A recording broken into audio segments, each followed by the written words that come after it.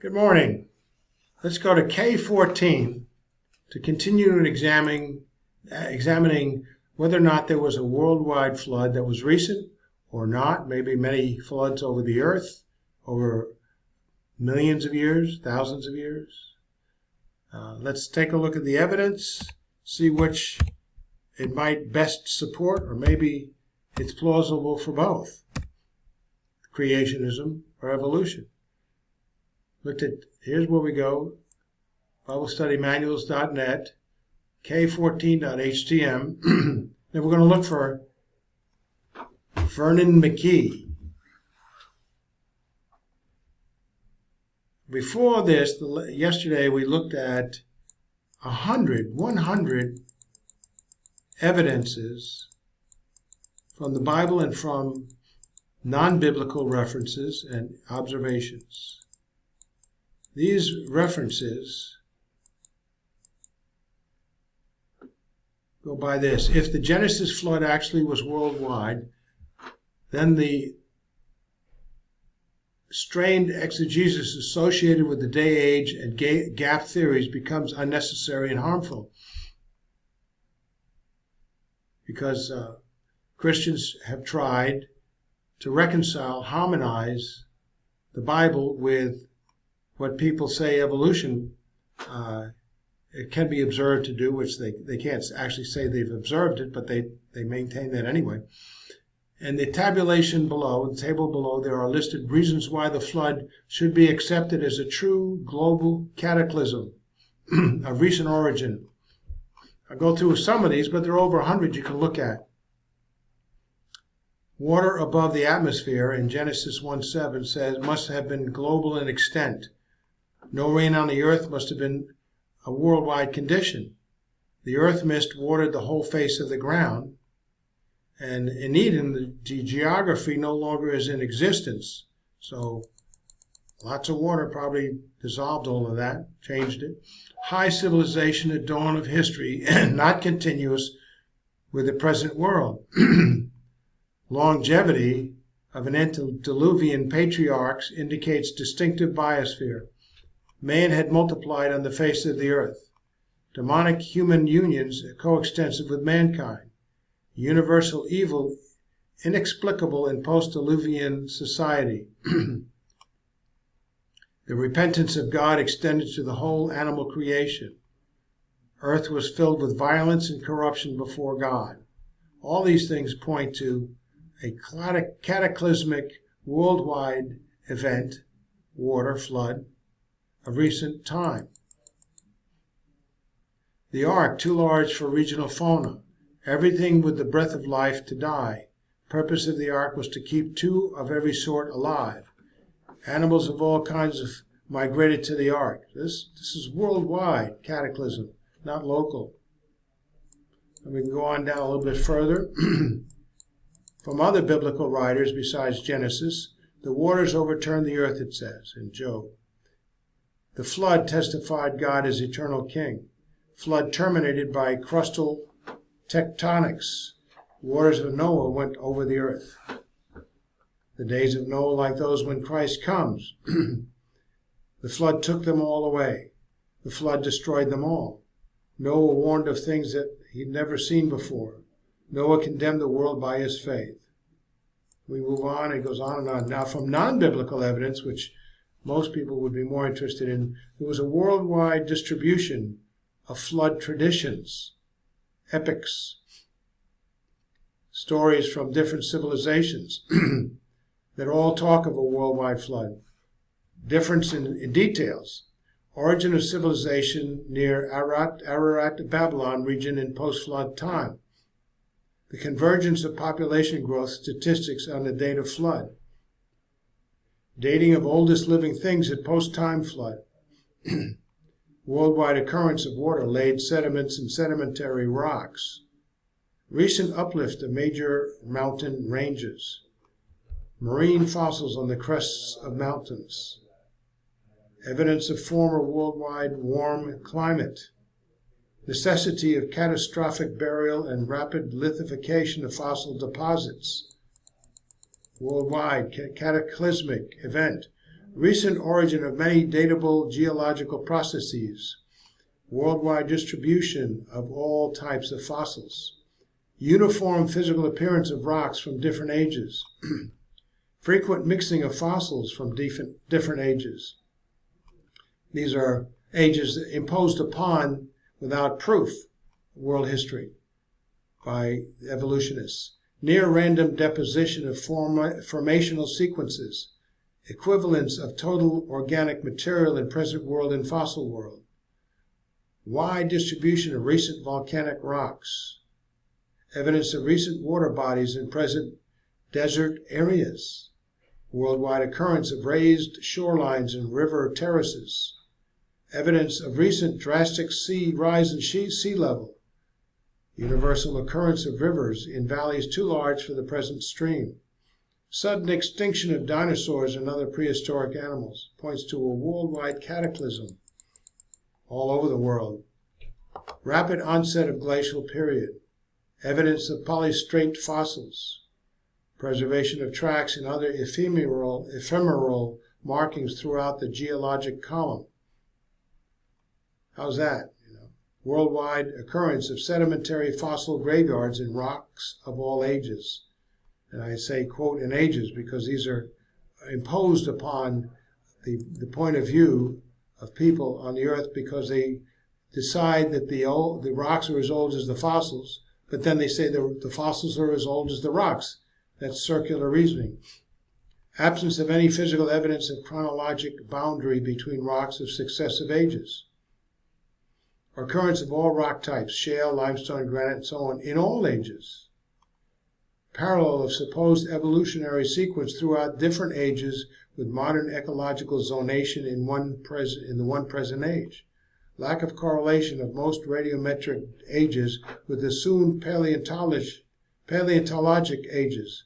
A lot of times they'll get 4 or 5 different readings and they'll pick the one that best supports the paleontologists and their idea of rock strata. Absence of meteorites in geologic column. Absence of hail imprints in geologic column, despite abundance of fossil ripple marks and raindrop imprints. Evidence of man's existence during earliest of geologic ages. Human footprints in Cambrian and Carboniferous and Cretaceous formations. How'd they get there? Similar structural features. Rifts, faults, folds, thrusts in rocks of all ages.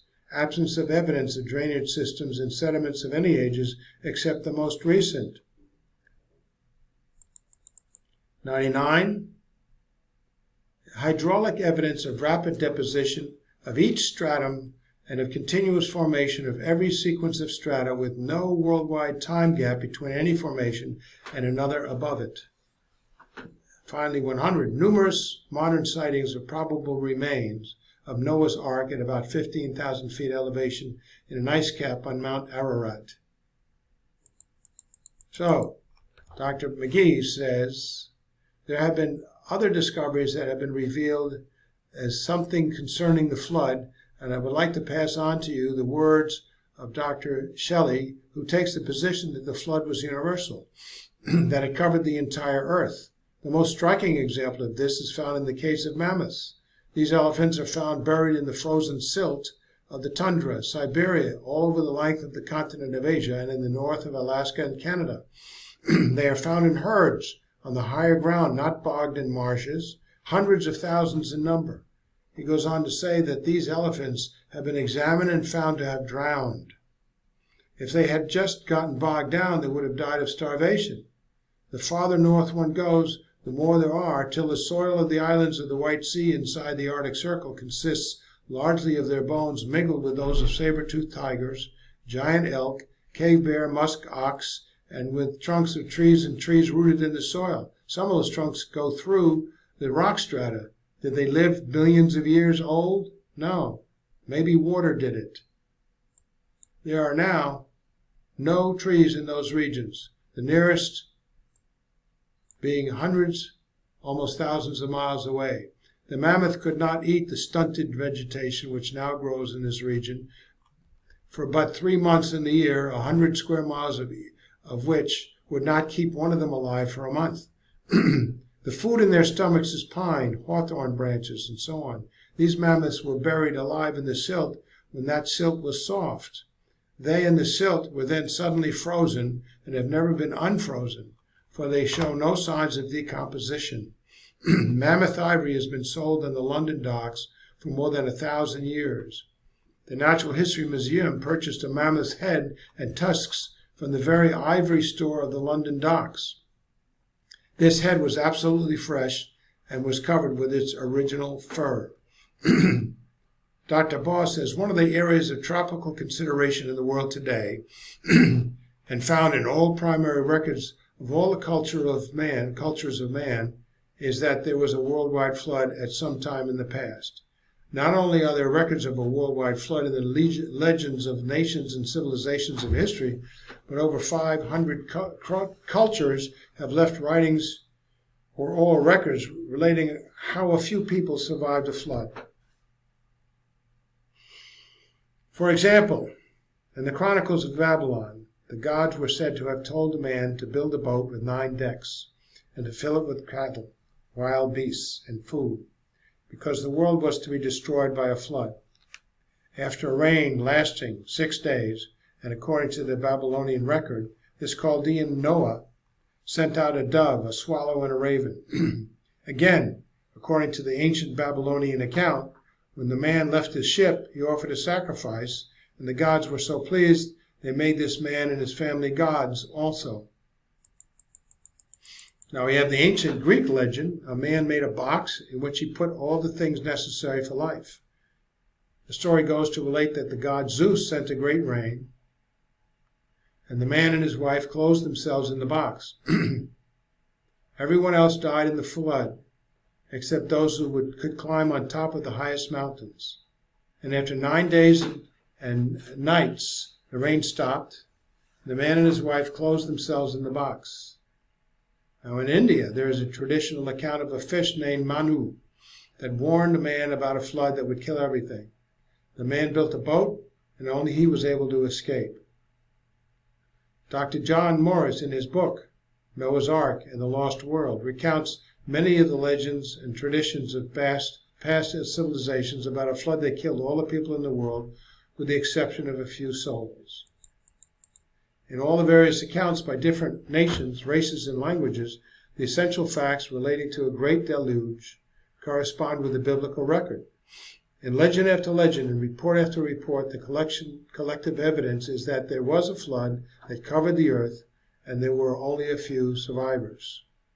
To continue and mention a few additional traditions relating to the flood, in America, the Lenni Lenape Indians believed that there was a time when a powerful snake made all people wicked. The snake caused water to destroy everything, according to this Indian legend. But on an island there lived a man named Manazabozolho, the grandfather of all men, and he was saved from the flood by riding on the back of a turtle. And we have in Peru, the natives handed down a story from generation to generation which tells about a shepherd and his family. It was noticed one day, according to the narrative, that their llamas were sad. Upon investigation concerning the despondent animals, the family learned from the stars that a great flood was coming. The shepherd and his family climbed a high mountain, and as the waters rose, the top of the mountain began to float, so they were saved. In the South Pacific, natives told how a fish hook caught in the hair of an ocean god. The god awoke in an angry mood and decided that all people should be killed. The fisherman begged for forgiveness, so the god told him to go to an island where he would be saved when the flood came. While there can be no credibility linking an isolated myth, legend, or tradition to a literal historical event, in the case of the flood, where such accounts are found in 500 different sources completely around the earth, the evidence becomes overwhelming. The biblical record is the accurate and uncontaminated record of the flood, because it is the only one that can be entirely substantiated and supported by scientific evidence. So Dr. Henry Morris and others have compiled evidence which shows that a global flood did occur. Professor M.E. Clark, University of Illinois, and Dr. Henry Voss have formulated a model which shows the global sedimentary context formed by the effect of the moon on the waters during the